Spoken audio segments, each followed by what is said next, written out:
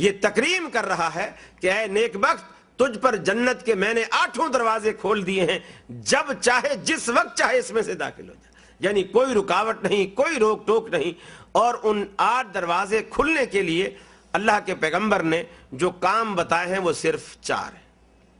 4 کام ہیں، وہ 4 کام اگر عورت کر لے تو جنت کے 8 دروازے اللہ رب العالمین اس پر کھولے گا۔ گویا ایک کام کرنے سے 2 دروازے کھلیں گے، 2 کام کرنے سے 4 دروازے کھلیں گے، 3 کام کرنے سے 6 دروازے کھلیں گے، اور 4 کام کرنے سے 8 دروازے کھلیں گے۔ یہ اللہ رب العالمین کے پیغمبر نے یہ تقسیم کی ہے کہ 4 کام اگر عورت کر لے، جنت کے 8 دروازے اللہ رب العالمین اس پر کھول دے گا۔ اس میں پہلی شرط جو رسول اللہ صلی اللہ علیہ وسلم نے رکھی ہے وہ یہ ہے صلت خمسہا، بالکل آسان شرط۔ فرمایا صلت خمسہا، یہ جو 5 وقت کی نمازیں ہیں، 5 وقت کی نمازیں ہیں، وہ عورت ان 5 وقت کی نمازوں کو پڑھے۔ یہ بھی قید نہیں با جماعت جا کے پڑھے، یہ بھی قید نہیں حرم میں جا کے پڑھے، یہ بھی قید نہیں مسجد میں جا کے کہیں پڑھے، گھر میں بھی پڑھے لیکن پڑھے۔ مسجد میں بھی جاتی اچھی بات ہے، اس کو اجر ملے گا، ثواب ملے گا، لیکن اگر نہیں جاتی تو وہ ثواب جو مرد مسجد میں جا کے پاتے ہیں اس کو وہی ثواب گھر میں ملے گا۔ اللہ تبارک و تعالیٰ نے یعنی اتنی رعایت دی ہے، مرد مشقت کر کے، محنت کر کے، تکلیف اٹھا کر وہ اجر پاتا ہے، اور عورت کو گھر بیٹھے اے سی کے اندر بغیر تکلیف بغیر مشقت کے وہی اجر دے رہا ہے جو مرد وہاں دھوپ میں جا کر کے وہ اجر پا کر کے آتا ہے۔ یہ کتنی سہولت کی بات ہے۔ فرمایا صلت خمسہا، یہ جو 5 نمازیں ہیں، فجر کی، ظہر کی، عصر کی، مغرب کی، عشاء کی، یہ 5 نمازیں اگر وہ پابندی کے ساتھ ادا کرے عورت تو یہ سمجھو ایک کام اس کا ہو گیا اور جنت کے 2 دروازے اس پر کھل گئے۔ یہ اللہ رب العالمین نے بڑی آسانی رکھی ہے۔ اور یہ نماز صرف ادا کرنے کا مطلب یہ نہیں کہ بھی چلو آج آٹا گوندھ رہے ہیں، سالن پکا رہے ہیں، یہ کر رہے ہیں، وہ کر رہے ہیں، آج مہمان بھی آنے والے ہیں، چلو صبح ظہر کے ساتھ ملا لی، ظہر کو عصر کے ساتھ ملا لی، ایسا نہیں۔ رسول اللہ صلی اللہ علیہ وسلم نے آپ سے حضرت عبداللہ بن مسعود رضی اللہ تعالی عنہ نے عرض کی کہ اللہ کے رسول، ای الاعمال احب الی اللہ، مجھے کوئی ایسا عمل بتائیے جو اللہ رب العالمین کو سب سے زیادہ محبوب ہو، اللہ کو سب سے زیادہ محبوب۔ چونکہ جو عمل اللہ کو سب سے زیادہ پیارا ہوگا، سب سے زیادہ پسند ہوگا، ظاہر بات ہے جنت کا دروازہ اس پر جھٹ سے کھلے گا، جھٹ سے اس پر کھلے گا، اس لیے کہ جنت کھلنی ہی اللہ کی پسند سے ہے۔ اللہ راضی ہوگا آپ سے، جنت کے دروازے آپ پر کھلے، اور وہ کیسے راضی ہوگا؟ وہ اعمال ہیں ہمارے، وہ اوصاف ہیں ہمارے جو اللہ رب العالمین کو پسند آئیں اور اللہ رب العالمین ہم سے راضی ہو جائے، ہم سے خوش ہو جائے۔ تو حضرت عبداللہ بن مسعود نے عرض کی کہ اللہ کے رسول، ای الاعمال احب الی اللہ، اللہ تبارک و تعالیٰ کو سب سے زیادہ محبوب عمل کون سا ہے؟ آپ نے فرمایا الصلاۃ لوقتہا، نماز کو اس کے وقت پر ادا کرنا، یہ اللہ رب العالمین کو سب سے زیادہ محبوب عمل ہے، سب سے زیادہ پسند۔ الصلاۃ لوقتہا، نماز کو اس کے وقت پر ادا کرنا۔ لیکن ایک بات میں اور یہاں وضاحت کرتا چلوں کہ کوئی بھی چیز وقت اپنے وجود میں کوئی حیثیت نہیں رکھتا، وقت کی کوئی حیثیت، کوئی اہمیت نہیں۔ نماز اللہ رب العالمین نے جس وقت پر اگر مقرر کر دی ہے تو یہ حیثیت اللہ رب العالمین کے اس مقرر کردہ حکم کی ہے، اس چیز کی ہے جو اللہ رب العالمین نے مقرر کر دی ہے کہ تم نے ظہر اتنے بجے پڑھنی ہے، فجر اتنے بجے پڑھنی ہے، عشاء اتنے بجے، مغرب اتنے بجے، عصر اتنے بجے، یہ اللہ نے پابندی لگائی۔ اور جب اللہ رب العالمین اس پابندی میں خود تبدیلی پیدا کر دے پھر ہم وقت نہیں دیکھیں گے۔ جیسے مثال کے طور پر رسول اللہ صلی اللہ علیہ وسلم میدان عرفات میں ہیں، میدان عرفات میں ہیں،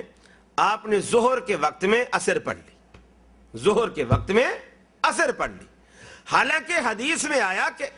آپ نے فرمایا کہ اللہ رب العالمین کو سب سے زیادہ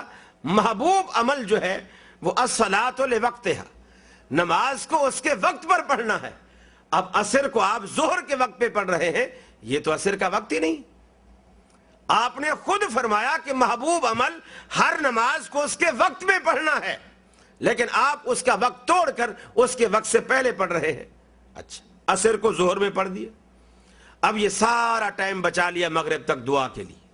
اب دعا فرما رہے ہیں, صحابہ بھی دعا کر رہے ہیں, سارا ٹائم لگ گیا. اب مغرب آ گئی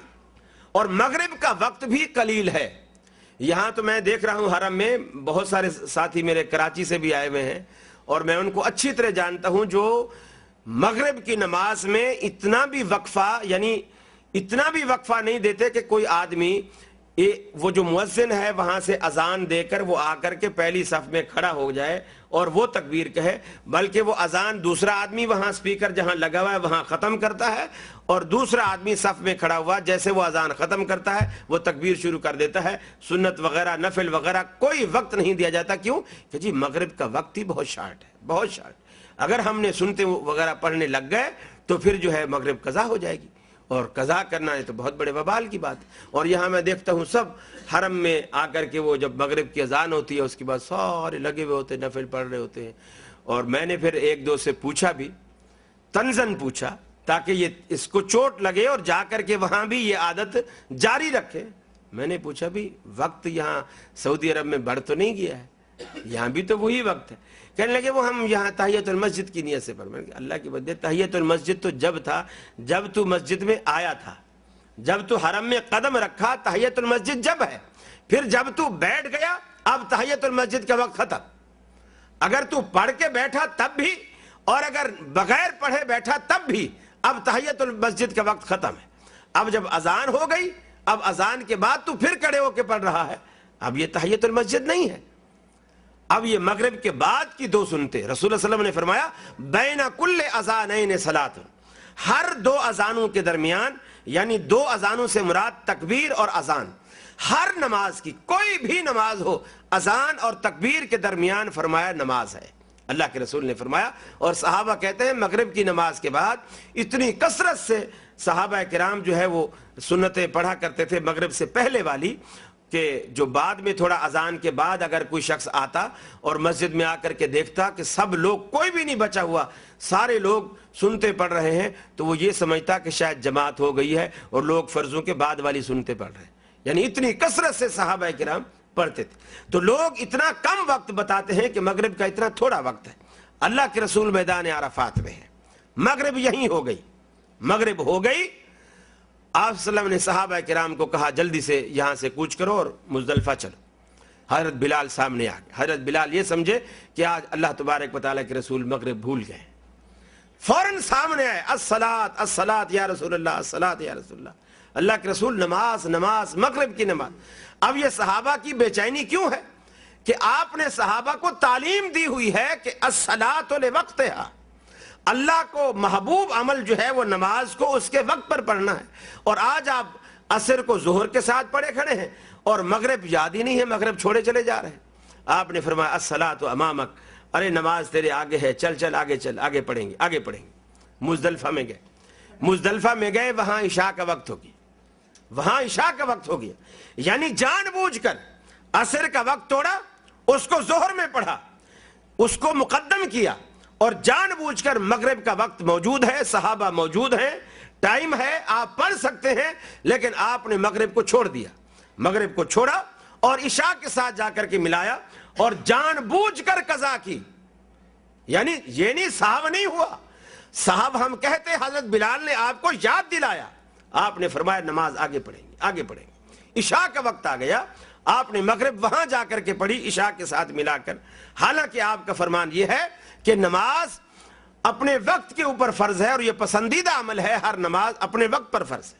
اب کہنا میں یہ چاہ رہا تھا کہ شریعت خود اپنے بعض امور کو تبدیل کرتی ہے تاکہ لوگوں کے ذہنوں میں اس چیز کی اہمیت نہ بیٹھے, اللہ کے حکم کی قدر و قیمت ان کے ذہنوں میں بیٹھے. رسول اللہ صلی اللہ علیہ وسلم نے جب یہ بتلایا کہ ہر نماز اپنے وقت میں فرض ہے, پھر وقت کو توڑا, وقت کو ختم کر دیا, اس فارمولے کو توڑا, عصر کا وقت پہلے کر دیا, مغرب کو مؤخر کر دیا, دنیا کو بتا دیا کہ اصل قیمت جو ہے وہ وقت کی نہیں ہے, اللہ کی اطاعت میں ہے. اب اللہ نے کہا ہے کہ مغرب مزدلفہ میں جا کر کے ادا کرنی ہے, بھلے وہاں عشاء ہو جائے, مغرب عرفات میں نہیں پڑھنی. اب یہی نیکی ہے. اب اگر کوئی شخص متقی بن کر یہ کہے کہ میاں میرے پاس تو وقت ہے، جب تک یہ لوگ بسوں میں گاڑیوں میں بیٹھیں گے جب تک تو میں مغرب پڑھ لوں گا، میں یہاں مغرب پڑھوں گا، وہ بالکل اس نے گنوا دی نماز، اس کو بیکار کر دیا۔ تو اصل چیز جو ہے وہ اللہ تبارک و تعالیٰ کی اطاعت ہے، اللہ تبارک و تعالیٰ کی فرما برداری ہے، اور اس کا معیار محمد رسول اللہ صلی اللہ علیہ وسلم کی ذات اقدس ہے، جو آپ نے ہمیں معیار دیا ہے۔ اس معیار کے مطابق ہم اس چیز تک پہنچیں گے کہ اس معاملے میں اللہ کی پسند کیا ہے اور اللہ رب العالمین کی ناپسند کیا ہے، یہ پیغمبر علیہ الصلوۃ والسلام کے طریقے سے ہمیں پتہ چلے گا۔ تو یہ پہلی چیز اللہ کے رسول نے ارشاد فرمایا اگر عورت کر لے وہ کیا ہے؟ فرمایا صلت خمسہا، یہ جو 5 وقت کی نمازیں ہیں، بالکل فرض اور جو مختصر سی سنتے، جیسے ظہر کی اگر کم از کم شروع کی 2 سنتے، ظہر کے 4 فرض، بعد کی 2 سنتے، اسی طرح فجر کی 2 سنتے 2 فرض، اسی طرح عصر کی جو ہے صرف 4 فرض اگر پڑھ لے، اسی طرح مغرب کی اگر پہلی نفل نہیں پڑھتی صرف 3 فرض اور بعد کی 2 سنت اگر پڑھ لے، اسی طرح عشاء کی اگر پہلی کوئی سنت نہیں پڑھتی اور اگر پڑھتی ہے تو 2 سنتیں بھی پڑھ لیتی ہے، 4 بھی پڑھ لیتی ہے، اور صرف 4 فرض پڑھ لے اور اس کے بعد 2 سنتیں پڑھ لیتی ہے یا 1 وتر پڑھ لیتی ہے، اس کی یہ فریضہ ادا ہو گیا، اللہ تبارک و تعالیٰ کی طرف سے وہ صلت خمسہا کے اوپر بالکل پوری اتری ہے۔ یہی معاملہ مردوں کے لیے بھی، رکعات کی یہی تقسیم ہے جو 17 رکعتوں کی گنتی لوگوں نے بنا رکھی ہے، یہ لوگوں کی گنتی ہے۔ رسول اللہ صلی اللہ علیہ وسلم نے کبھی کسی تعلیم میں اللہ تبارک و تعالیٰ کے رسول سے ثابت نہیں ہے کہ عشاء کی 17 رکعتیں ہیں، رسول صلی اللہ علیہ وسلم نے کہیں تعلیم نہیں دی، یہ لوگوں کی اپنی بنائی ہوئی ہے۔ تو فرمایا پہلی چیز اگر اس کام پر، اس عمل پر عورت ڈٹ جاتی ہے، صلت خمسہا، 5 وقت کی نمازیں پڑھ لیتی ہے، تو گویا وہ ایک کام کر لیتی ہے اور جنت کے 2 دروازے اپنے اوپر کھول لیتی ہے۔ دوسرا کام رسول اللہ صلی اللہ علیہ وسلم نے فرمایا صامت شہرہا، یہ جو رمضان کے روزے آتے ہیں، رمضان کے روزے مردوں پر بھی فرض ہیں، خواتین پر بھی فرض ہے، عورت پر بھی فرض، مردوں پر بھی فرض۔ البتہ یہ روزے رکھنے میں بعض دفعہ خواتین کے ساتھ اللہ کی طرف سے کچھ ایسی چیزیں لگی ہوئی ہیں جن حالات میں آ کر ان پر نماز معاف ہو جاتی ہے، وہ بعد میں قضا بھی نہیں کرتی، لیکن روزے اس وقت تو معاف ہیں لیکن بعد میں قضا کرنا ان پر لازم ہے، وہ گنتی جو ان دنوں میں چھوٹے وہ گنتی بعد میں پوری کرے۔ بعض خواتین ایسی ہوتی ہیں کہ ابھی بچہ ان کو ہوا ہے اور 2 سال کی مدت پہلے حمل سے تھی، تو وہ ڈاکٹر نے کہا کہ جی آپ اگر روزہ رکھو گے تو اندر سے بچہ پہلے کمزور ہے، پھر اور کمزور ہو جائے گا، سوکھ جائے گا، پانی کی کمی ہو جائے گی، یہ ہو جائے گا، وہ ہو جائے گا، بچے کے مرنے کا بھی خطرہ ہے، وغیرہ وغیرہ، اس وجہ سے روزہ نہیں رکھا۔ بچہ ہو گیا، اب بچے کو دودھ پلانا ہے، اگر روزے سے رہتی ہے تو دودھ نہیں آتا ہے اور دودھ سوکھتا ہے، تو اب اس طرح 2 سال تک دودھ پلانا ہے، 1 سال پہلے حمل میں نکل گیا، 2 سال دودھ پلانے میں نکل گیا، 3 سال کا گیپ ہو گیا۔ اب ایسی صورت میں 3 رمضان کے روزے اس سے چھوٹے ہیں۔ اب اگر اللہ رب پہلے تو یہ کرے کہ ہر سال اس کا فدیہ دیتی جائے، جو اس کا فدیہ جتنے روزے اس سال بنے ہیں، بعض دفعہ 29 ہوتے ہیں، بعض دفعہ 30 ہوتے ہیں، جتنے روزے بنے ہیں ہر روزے کے بدلے ایک مسکین کو کھانا کھلاتی جائے، یا کسی غریب آدمی جو آپ کے قرب و جوار میں ہو، موحد ہو، غریب ہو، توحید والا ہو، مشرک نہ ہو، بت پرست نہ ہو، قبر پرست نہ ہو، اس کو آپ صبح سحری بھی کھلا دیں اور شام کو افطاری بھی کرا دیں، یہ بھی اچھا طریقہ ہے۔ یا اس کا حساب لگا کے اکٹھا بھی آپ کسی مسکین کو دے سکتے ہیں، وہ چاہے خود جا کر اپنے گھر والوں کو بھی کھلائے، خود بھی کھائے، اس طرح بھی آپ کر سکتے ہیں۔ دوسرا طریقہ یہ ہے کہ اگر ایسا نہیں ہے تو 3 سال بعد جب آپ اس سے فارغ ہوں تو یہ 3 مہینوں کے روزے، 3 سالوں کے روزے جو 3 مہینے کے بنتے ہیں آپ اس کو رکھتے جائیں، چاہے مسلسل رکھ لیں جیسی سہولت ہو، یا گیپ دے کر رکھ لیں جیسی سہولت ہو، اور فدیہ پہلے اگر آپ دے چکی ہیں تو پھر اس قضائی کی ضرورت نہیں ہے، نہیں تو پھر یہ قضائی لازم ہے۔ دونوں میں سے ایک چیز اختیار کرنی آپ پر لازم ہے، یا تو فدیہ دیں گے یا پھر روزے رکھیں گے، دونوں میں سے ایک چیز آپ ادا کریں گے۔ تو فرمایا صامت شہرہا، یہ رمضان کے جو روزے ہیں یہ اگر عورت رکھ لیتی ہے تو یہ دوسرا کام ہے، یہ 2 کام جب عورت کر لے گی اللہ رب العالمین جنت کے 4 دروازے اس پر کھول دے گا۔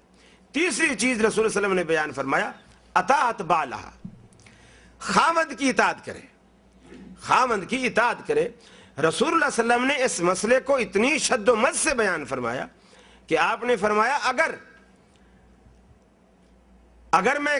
اللہ کے علاوہ کسی اور کے سجدے کو جائز سمجھتا لَأَمَرْتُ النِّسَاءَ